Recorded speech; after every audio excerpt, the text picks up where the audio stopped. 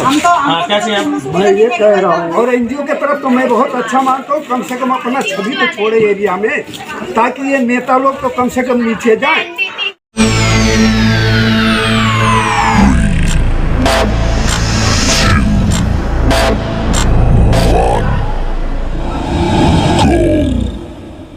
Welcome, आप देख रहे हैं दिल्ली पब्लिक ओपिनियन न्यूज़। नमस्कार दोस्तों, आप देख रहे हैं दिल्ली पब्लिक ओपिनियन न्यूज़। आज हम आपको लेके आए हैं ढाला विधानसभा के वार्ड नंबर 28 एंड में, जहां पर समस्याओं का अंबार है। दिन ब दिन समस्याएं क्षेत्र के वासियों के लिए बढ़ती जा रही हैं। इन समस्याओं के निवारण के लिए ही ढाला विधानसभा वार्ड नंबर 28 एंड में एक संस्था सेवा ही जीवन है, जो पूर्ण तरह कार्यरत है। क्षेत्र की समस्याओं को लेकर यह और हर समस्याओं का निवारण अपने अनुसार और क्षेत्र की जनता के अनुसार कर रही है। हम ज़्यादा समय न लेते हुए सेवा ही जीवन है कि कार्यकर्ता दिनेश जी से आपकी बात कराते हैं। नमस्कार दिनेश जी, कैसे हैं आप? सर बढ़िया।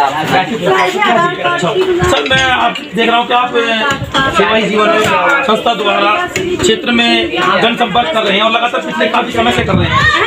पिछले लॉकडाउन से ही सेवा ही जीवन संस्था क्षेत्र के लोगों के बीच में है, उनकी समस्या का निवारण कर रही है। जिस तरह तो भोजन का वितरण करना पूरा नहीं, तो आज इलेक्शन तो आप किन समस्याओं को निवारण को लेकर? सर क्षेत्र के अंदर हमारा अभी से नहीं, जब से लॉकडाउन शुरू हुआ था पहला, तभी से हम लोगों को जनता के बीच में आ रहे हैं और कार्य कर रहे हैं। ये हमारा सेवा जीवन रजिस्टर्ड एनजीओ है जो गुजरात में है, और ये 3 साल से एक्टिविटी करने लग रहा कंटिन्यू। और अभी जब हमारा डोर टू डोर चल रहा है, डोर टू डोर करने का कारण ये है कि हमारे ऑफिस पे काफ़ी समय से ये समस्या आ रही है कि भाई बुजुर्गों की पेंशन नहीं बन पा रही है, राशन कार्ड नहीं बन पा रहे हैं। तो कहीं ना कहीं ये समस्या इतनी ज़्यादा बढ़ रही है, विकराल रूप ले रही है। और उसमें वो व्यक्ति तो आ सकते हैं जो स्वस्थ हैं या फिर अपने चलने लायक हैं, लेकिन जब हमने सर्वे किया, अभी हम मांगेराम पार्क में हैं, जहाँ पर हमें कई केस ऐसे मिले हैं जो बुजुर्ग खाट से चलने योग्य भी नहीं रहे हैं, क्योंकि सरकार का कहना है कि आप 60 साल के हो चुके आप रिटायर हो जाते हैं। रिटायर तो गवर्नमेंट करती है, लेकिन क्या क्षेत्र के प्रतिनिधि जो व्यक्ति हैं उनकी ये जिम्मेवारी नहीं बनती है जो इस तरह का सर्वे कराकर घर घर जाकर ये पता कर सके भाई किनको पेंशन की सबसे ज़्यादा पहले आवश्यकता है। और रही दूसरी बात राशन कार्ड की, राशन कार्ड की व्यवस्था यहाँ इतनी ख़राब है, 3000 से ऊपर के राशन कार्ड अभी पेंडिंग है, जो वहाँ पर लोग अपना नामांकन अपना नामांकन करवा चुके हैं राशन कार्ड दफ्तर में। लेकिन सर्वे के बाद ये लग रहा है कि कम से कम 5 से 10 हज़ार व्यक्ति ऐसे हैं जो राशन कार्ड अप्लाई करने की स्थिति में तैयार है, लेकिन उनकी कोई सुनवाई नहीं हो पा रही है। हमारी कोशिश ये है कि हम एनजीओ के माध्यम से ये सर्वे करें और सरकार को, यहाँ के प्रतिनिधियों को बताएं कि भाई यहाँ पर ये समस्या का दिक्कत लोग जूझ रहे हैं और इसका निवारण किया जाए। और बाकी बहुत से लोग हमारे साथ खड़े हैं, मैं चाहूँगा अपने मुंह ना बोलकर इनसे खुद से भी कुछ जानकारी ली जाए कि आपको क्या क्या समस्याएं हैं। और सर बताइए हमारे जी। तो अभी आप जो क्षेत्र में, मैं आपको दिखाना चाहूँगा अपने कैमरामैन से कि अपनी पूरी टीम के साथ देखिए, पूरी टीम सेवा ही जीवन की पूरी टीम इस समय क्षेत्र के अंदर मांगेराम पार्क के अंदर कार्य कर रही है, जनसंपर्क कर रही है, घर घर डोर टू डोर जाकर उनकी समस्याओं को जानने की कोशिश कर रही है, उनकी कमियां जो उनके डॉक्यूमेंट्स में राशन संबंधी, रोड संबंधी, नाली संबंधी उनकी समस्या को दूर करने जा रही है। तो सर आज आप जो मांगेराम पार्क में आए हैं, उसका मुख्य उद्देश्य क्या है?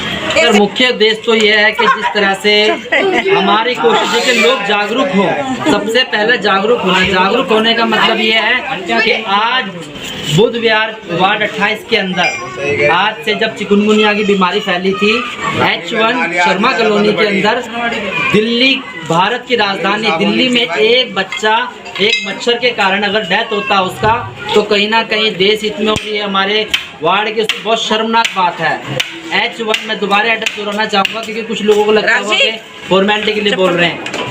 H1 शर्मा कॉलोनी के अंदर मच्छर के कारण एक डेथ हो जाती है, तो कहीं ना कहीं हमारे समाज के लोग जागरूक कम हैं, और जो हमारे प्रतिनिधि हैं उनकी तो हमारी जनता ही जवाब दे सकती है। नालियों की यहीं पर देख सकते हैं ऐसी हालात हैं। तो मच्छर बीमारी से जब देश की राजधानी में ऐसे हादसे हो तो कहीं ना कहीं हमारी भी कमी है, लोगों की जागरूकता की कमी है। तो हमारा जागरूक करने का अभियान मिशन चल रहा है, लोगों को बताया जाए, उन्हें जागरूक करा जाए, उनको वोट का अधिकार समझाया जाए कि किस क्षेत्र में हमें किसको सपोर्ट करके कैसे प्रतिनिधि को चुनना चाहिए। ये हमारा सर इसमें जागरूक मिशन चल रहा है। जी, यहाँ पर कुछ क्षेत्रीय निवासी हमारे साथ जुड़े हैं, उनसे जानना चाहेंगे। मैं नमस्कार, कैसे आप?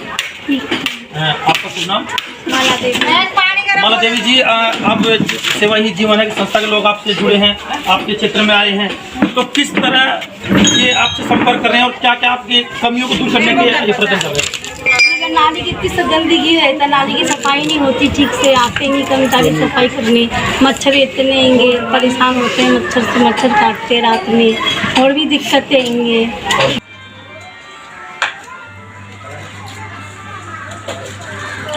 ये मांगेराम पार्क की स्थिति आपके सामने देखिए, किस तरह जल भराव, नालियों के अंदर गंदगी भरी हुई है।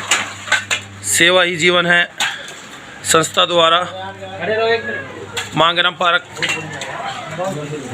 की नालियों में कार्य है। जी देखिए,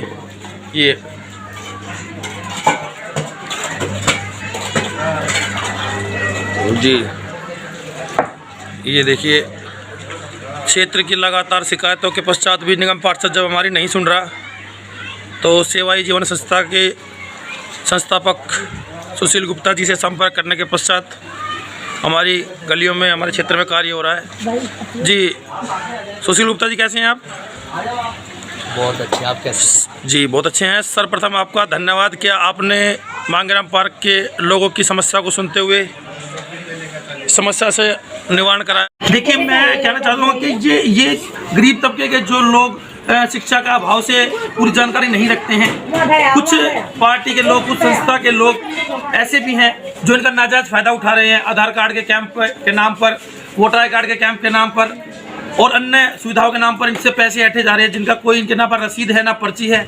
तो ऐसी धोखेबाजी, फ्रॉडबाजी से बचें। और मैं समस्त जनता के सामने दिनेश जी द्वारा ये आपसे विनती करूंगा कि दिनेश जी से संपर्क करें, इनका कॉन्टैक्ट नंबर लें, सेवा ही जीवन संस्था के कार्यालय को जाएं और अपने आधार कार्ड संबंधी, अपने पहचान संबंधी कमियों को दूर कराएं। अगर क्षेत्र की जनता आपके कार्यालय में आती है दिनेश जी, तो क्या निसंकोच या आ सकती है और उनके कार्य को पूर्ण किया जाएगा? सर बिल्कुल, अगर हमारे कार्यालय पे कोई भी आते हैं तो उनका मान सम्मान से पूरा ध्यान रखा जाता है, उनके बैठने की व्यवस्था, क्योंकि अक्सर क्या होता है कैंप लगा देते हैं लोग और बेचारे धूप में खड़े रहते हैं। हमारी खुद आंखें देखी बातें, क्षेत्र की बातें हैं, लेकिन हमारे कार्यालय में हर प्रकार की सुविधा रखी जाती है। पेंशन नाइट चालू हो रही है, वो कह रहे हैं कि जब चुनाव आ जाएगा जब वही लागू होगा।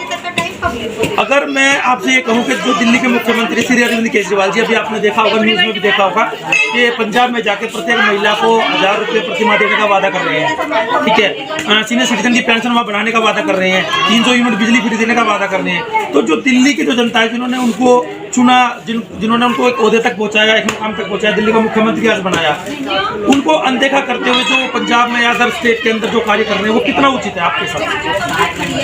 उचित तो नहीं है, क्योंकि पहले ये दिल्ली में आए थे तो दिल्ली में ये कहते कि जो नहीं होगा मैं तो वो करूँगा।